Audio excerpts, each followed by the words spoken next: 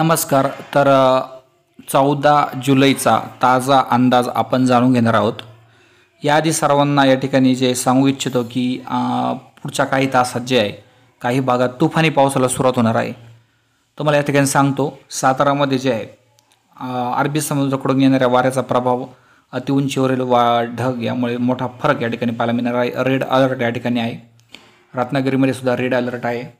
यानंतर जर बघितलं तर कोल्हापूरमध्ये सुद्धा रेड अलर्टसारखी परिस्थिती होणार आहे.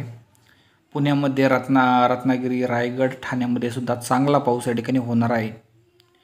यानंतर अहिल्यानगर, बाकीचा जो संपूर्ण भाग बीड, धाराशिव वगैरे इकडच्या संपूर्ण विदर्भ, नागपूर, भंडारा, गोंदिया, चंद्रपूर, गडचिरोली, त्याचप्रमाणे इकडं नाशिक, धुळ्यामध्ये सुद्धा हलका ते मध्यम पाऊस पाहायला मिळणार आहे. फक्त नंदुरबार सोडून राज्यातील सर्व जिल्ह्यांमध्ये जे आहे पाऊस होणार आहे. आता काही भाग हलका ते मध्यम आणि जोरदार पाऊस या ठिकाणी पाहायला मिळणार आहे.